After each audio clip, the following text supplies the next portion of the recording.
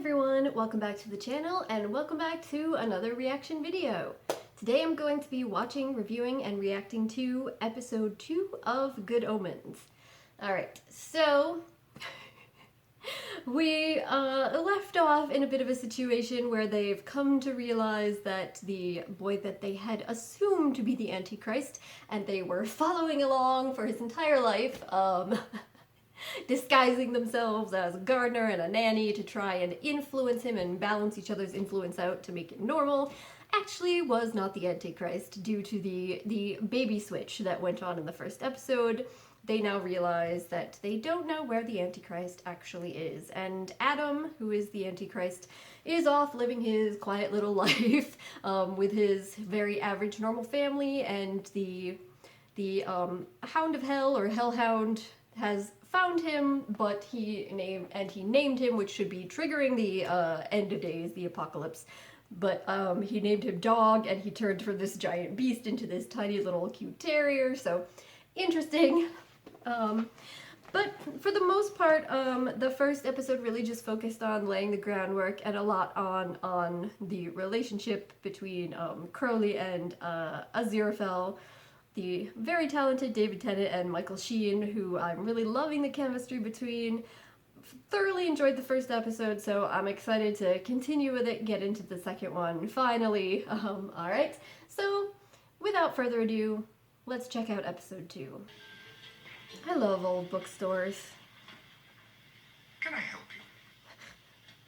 I would like to purchase one of your material objects. Books. Let us discuss my purchase in a private place, because I am buying, Pornography? Pornography. Gabriel, come into my back room. Oh my god. We humans are extremely easily embarrassed. We must buy our pornography secretly. Human beings are so simple. Oh my god. So easily fooled. Oh. Yes. Good job, you fool. You remember Sandalphon? That was great. Sodom and Gomorrah. You were doing a lot of smiting, turning people into salt. Hard to forget. Something smells evil. Oh, that'll be the Jeffrey Archer books, I'm afraid. Well, we just wanted to stop by and check on the status of the Antichrist. Why? What's wrong? I mean, if there is something wrong, I could put my people onto it. Nothing's wrong. Everything's going perfectly. There's a lot happening. All good. All good? Well, all going according to the divine plan. The Hellhound has been set loose, and now the... She's the first of 4, and you can't have a war without her. She's Can't have a war without war. For so long now. Time and sometimes people. And now 60 centuries of waiting are about to end. You see? She's got special plans for you, mi amor. Agnes gave us the easy job. We just had to make sure everything was good for the family. You're the one that's going to have to save the world. There you go, child. I'll just put that on my little child. Can anyone here tell me what it is? You don't answer. You don't answer because you know it's true. They are hidden in our midst. And the thin red line that stands between humanity and the darkness.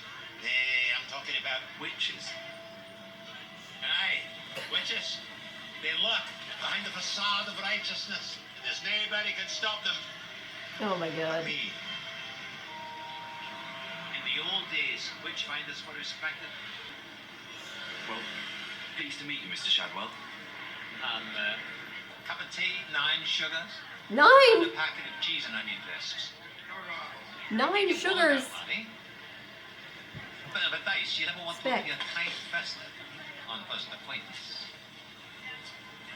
And it's not Mr. Shadwell, it's Sergeant. Witchfinder Sergeant Shadwell.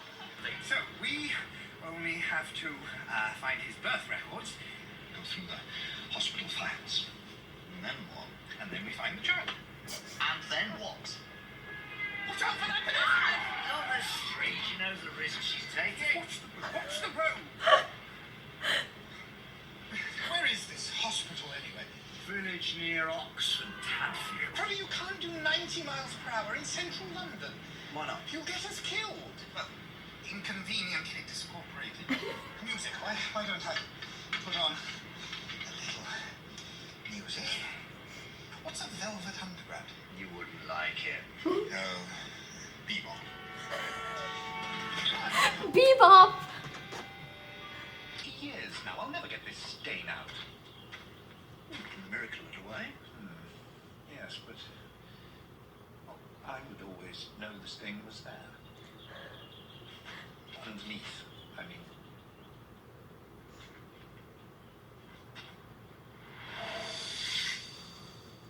Oh. Thank you. Aw. Thanks, buddy. Impressive hardware. I've looked at this gun. It's not a proper one at all. It just shoots. Paintball. You're not disapproving guns. Yeah, unless they're in the right hands. Then they give weight to a moral argument. I think. Seriously. A moral argument. Yes. Really? Go on. This is definitely the place. Management training no longer meant watching half a dozen unreliable PowerPoint presentations. Firms these days expected more than that. They wanted Bonding. to establish leadership potential, group cooperation and initiative, which allowed their employees to fire paintballs at any colleagues who irritated them. Oh my god. From a cunt's caught me in the elbow. Who's winning? You're all going to lose. What the hell did you just do? Oh. They wanted real guns, so I gave them what they wanted.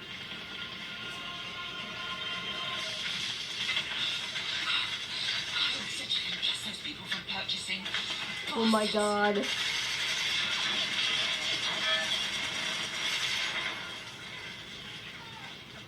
There are people out there shooting at Oh each my other.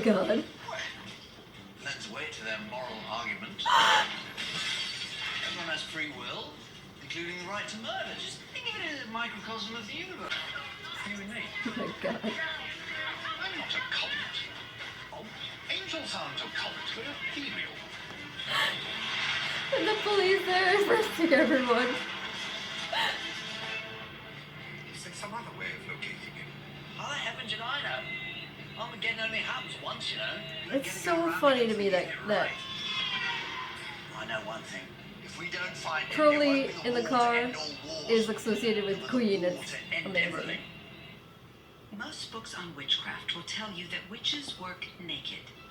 This is because most books on witchcraft are written by men. Darksome night and shining moon. I love it. That's fantastic. And the child is hardly human. Other humans might be able to sense him. He's the Antichrist. He's got an automatic defense thingy. Suspicion slides off him, right? Whatever his water slides off. Wouldn't be better ideas? Or one single better idea? Or any ideas? Human operatives. Gosh. Do you think they ought to work together? I don't think that's a very good idea. Mine are not very sophisticated, politically speaking. No. No, neither am I. So we tell our respective operatives to look for the boy. Unless you have a better idea. It's gonna be the same people, isn't it? What about ducks? Yeah, well, water slides off. Just drive the car, please. It's gonna be the same people.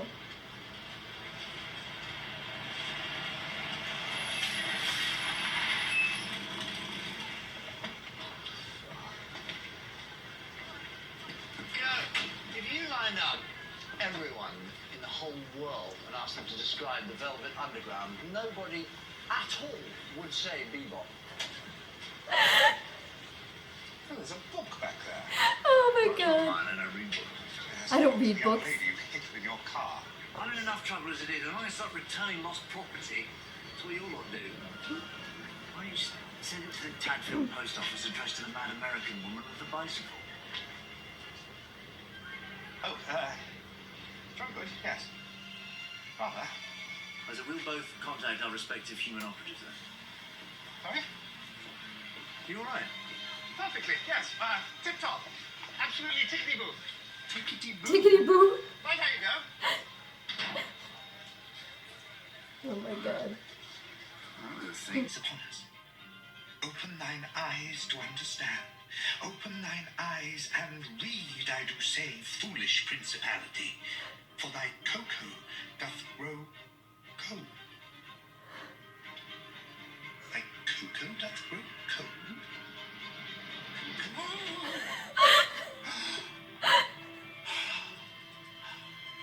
That was a great reaction.